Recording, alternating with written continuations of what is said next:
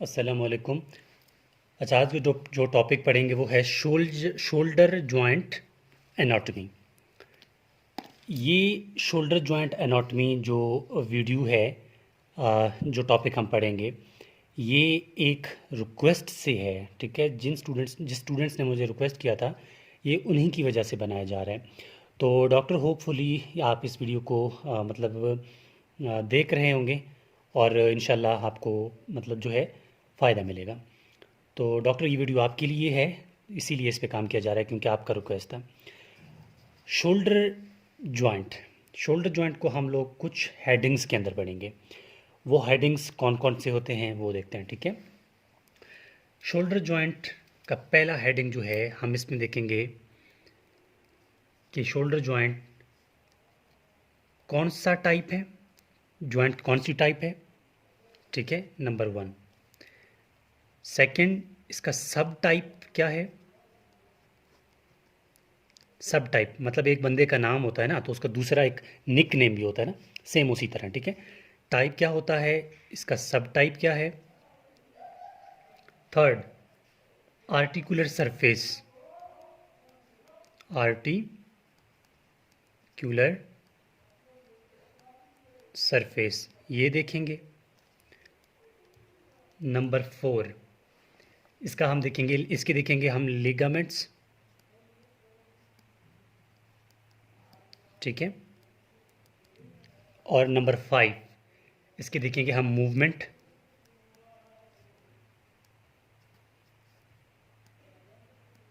इसके मूवमेंट्स देखेंगे। Number six, इसका हम देखेंगे ब्लड सप्लाई। ठीक है, नंबर सेवन, इसकी देखेंगे हम नर्व सप्लाई।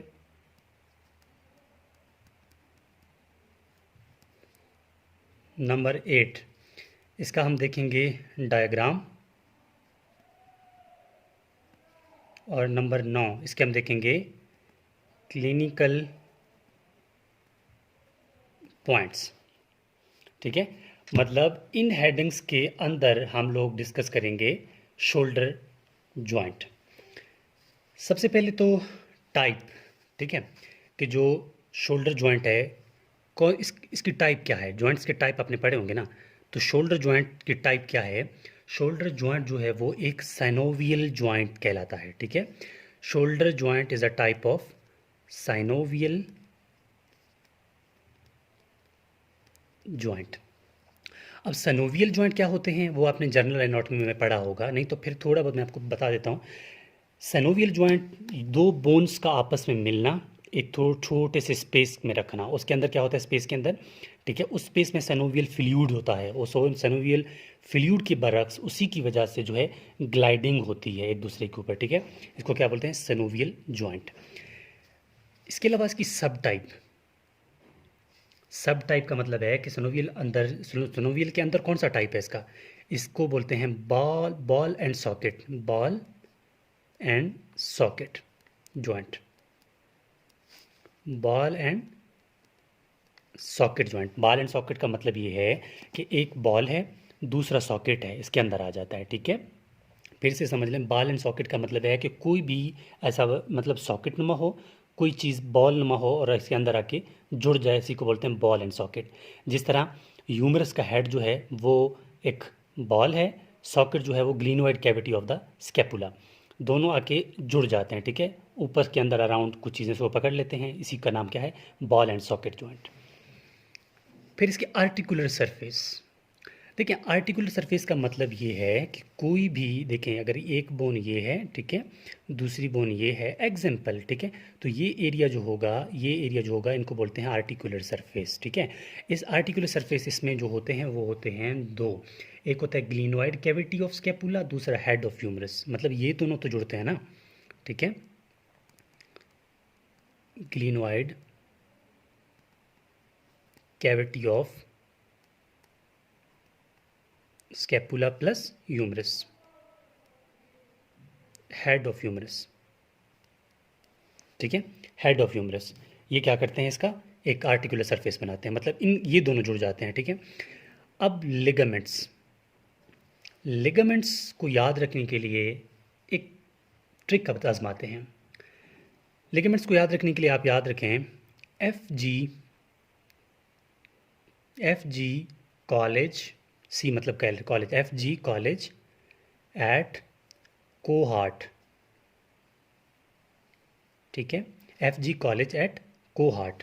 एफ का मतलब है, ठीक है, F G college cohort, F का मतलब है fibrous ligament, fibrous ligament. G का मतलब है glenohumeral ligament, glenohumeral ligament. और सी का मतलब है coracohumeral ligament, coracohumeral ligament. और इसके बाद क्या आता है A, acromiohumeral ligament, acromiohumeral ligament. Number 5 transverse humeral ligament, transverse humeral ligament. और number 6 coracoclavicular, coracoclavicular ligament. ठीक हो गया, ये हो गए इसके लिगामेंट्स के नाम। मूवमेंट, ठीक है, इसके मूवमेंट, यहाँ पर स्पेस कम है तो मैं मूवमेंट की हेडिंग यहाँ पर दे देता हूँ, ठीक है।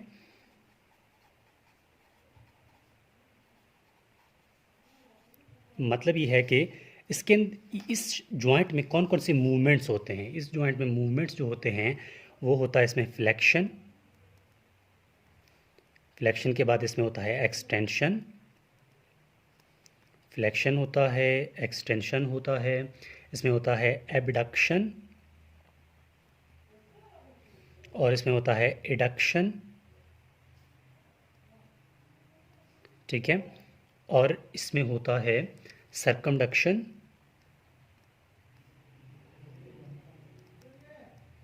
ठीक है, और इसमें पॉसिबल है मिडल रोटेशन या मिडल रोटेशन, और इसमें होता है लैटरल रोटेशन।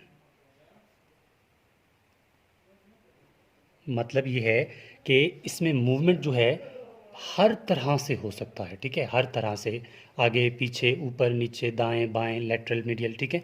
तो इसमें क्या होता है, ये हो जाता है, ये मूवमेंट्स हैं इसके। मूवमेंट के बाद ये आपको उम्मीद है समझ आ रही होगी, ठीक है, बिल्कुल इसी तरह आपको पेपर में लिखना है और कोई टेंशन की बात नहीं है, ठीक है।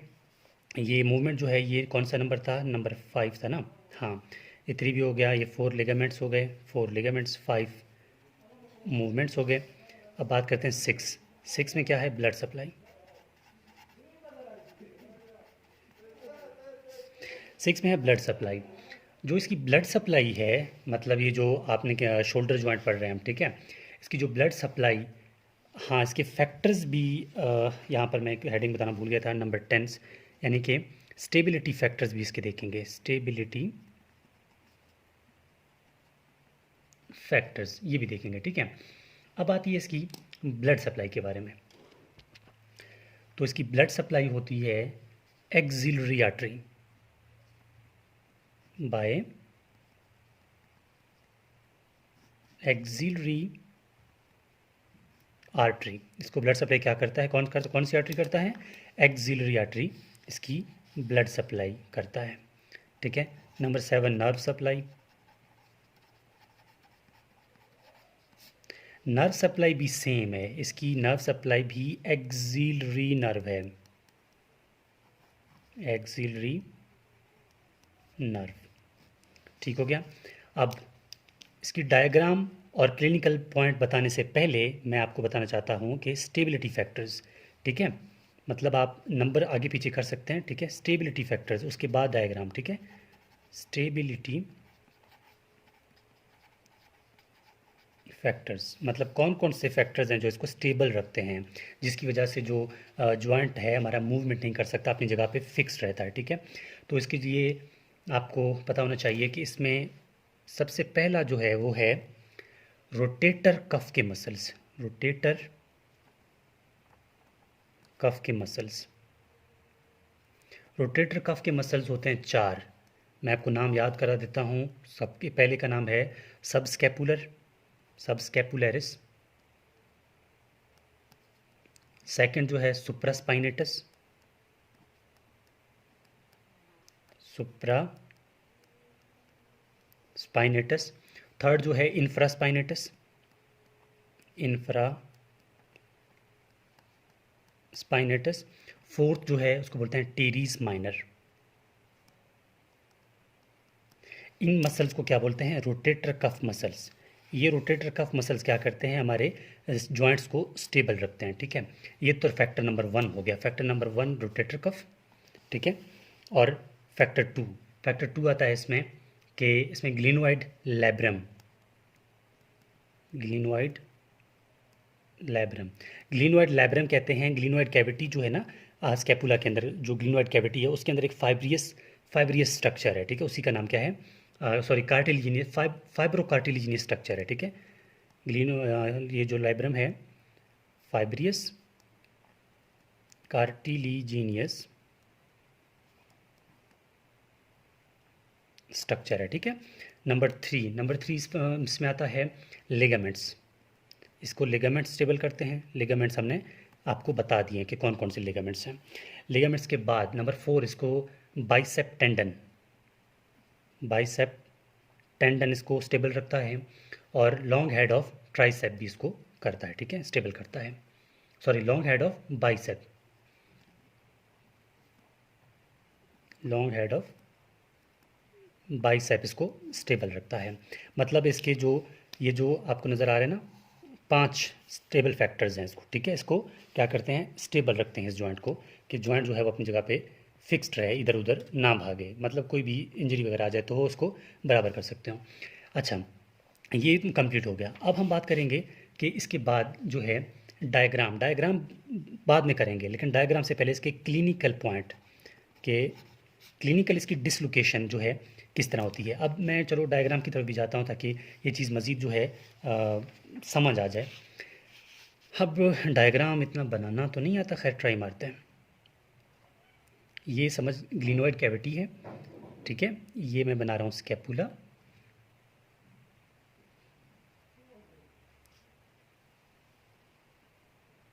बस समझ जाएं स्कैपुला है, ठीक है। और इसके आसपास क्या है? ये है humerus.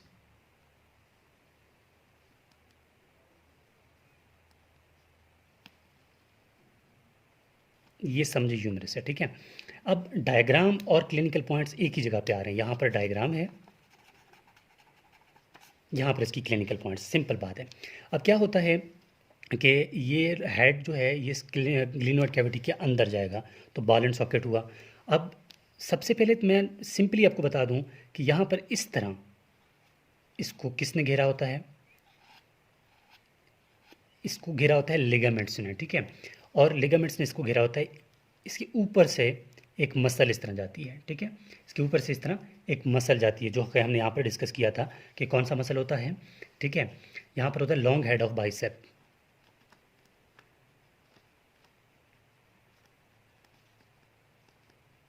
Long head of bicep.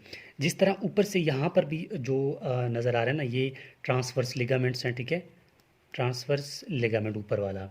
इससे जो नीचे वाला है वो है ग्लिनो ह्यूमरल लिगामेंट। यहाँ पर जो है वो ग्लिनो ह्यूमरल लिगामेंट है। मतलब इस तरह आता है, कुछ इस तरह आते हैं, कुछ इस तरह आते हैं, ठीक है। इसको मतलब पकड़ लेते हैं चारों तरफ से। और नीचे इसकी एक कैप्सूल नुमा बनती है इस तरह, वो इसका कैप्सूल होगा, ठीक है। और क्लिनिकल पॉइंट में इसका आता है कि जो ऊपर तो इसने लिगामेंट्स ने इसको घेरा होता है, ठीक है। नीचे भी इस साइड से भी लिगामेंट्स ने इसको घेरा होता है। पॉइंट क्लिनिकली ये आता है कि कोई भी प्रेशर की वजह से अगर प्रॉब्लम आ जाता है तो ये डिसलोकेट करेगा नीचे की तरफ, क्योंकि नीचे की तरफ इसको कोई भी लुक, देखो ना, ये अगर ग्लिनोइड कैविटी है, यहाँ पर इसको ऊपर से किसने लिगामेंट्स ने घेरा होता है, नीचे कोई लिगामेंट नहीं है। अगर प्रेशर लगेगा तो ये जो है अपने आप को नीचे की तरफ धकेल देगा जॉइंट। ह्यूमरस का हेड जो है वो नीचे की तरफ आएगा, तो क्या होगा? डिसलोकेशन होगी, डिसलोकेशन ऑफ ह्यूमरस होगी, डिसलोकेशन ऑफ ह्यूमरस होगी। इसी का नाम क्या है? मतलब इसी का क्लिनिकल पॉइंट सिर्फ यही आ जाता है। बाकी ये आपका ओवरऑल जॉइंट है कि जो शोल्डर जॉइंट है वो किस तरह होता है, कैसे इसको मतलब हम एग्ज़ाम पॉइंट ऑफ व्यू में इस तरह लिख देते हैं तो आपके 5 के 5 नंबर जो है वो कोई नहीं काट सकता। आपने इसी पॉइंट्स पे लिखना है, ठीक है। तो बहुत आसान है, इतनी टेंशन वाली बात नहीं है। ये मेरा व्हाट्सएप कॉन्टैक्ट है, आपको किसी टॉपिक में मसला आ रहा हो तो आप मुझसे शेयर कर सकते हैं ताकि वो टॉपिक आपके लिए हम अपलोड कर दें। और फिर ये कहूँगा ये टॉपिक उस स्टूडेंट के लिए जिसने रिक्वेस्ट किया था, तो doctor this is for you, hopefully you have got knowledge as you want, ठीक है, एज यू एवर वांट, कि मतलब जो आपको ज़रूरत थी जो आपको वो आपको मिल गई है। तो इस पॉइंट्स को इसी तरह आपने लिखना है एग्जाम में, ठीक है। आगे पीछे इन पॉइंट्स को नहीं करना। आगे पीछे का मसला नहीं है, मतलब ये है कि इन पॉइंट्स के अंदर आपने काम करना है, ठीक है। ये 10 पॉइंट्स आपके जो हैं इनके अंदर आपने काम करना है। तो this is whole about shoulder joint and it's clinical and it diagram. Diagram आप खुद दोबारा सही तरह बना सकते हैं, ठीक है। सिर्फ डायग्राम बनाओ, ऊपर नीचे इसको लिगामेंट शो करो, ऊपर से एक बाइसेप शो करो, ठीक है। रोटेटर कफ के मसल्स ऊपर नीचे हैं इसके, ठीक है। ऊपर सुपीरियरली हैं, लेफ्ट साइड पे हैं, राइट साइड पे हैं, लेकिन इन्फीरियर साइड पे नहीं है। इन्फीरियर क्यों नहीं है? क्योंकि इन्फीरियर तक दैट्स वाई जो है डिसलोकेशन जो है वो इन्फीरियर साइड पे हो जाता है। तो रोटेटर कफ के मसल्स इनको स्टिमुलेट करते हैं, ग्लेनोइड लैब्रम करता है, ligaments bicep tendon long head of bicep. तो यहाँ पर होल डिस्क्रिप्शन ख़त्म हो जाती है। This is whole about shoulder joint.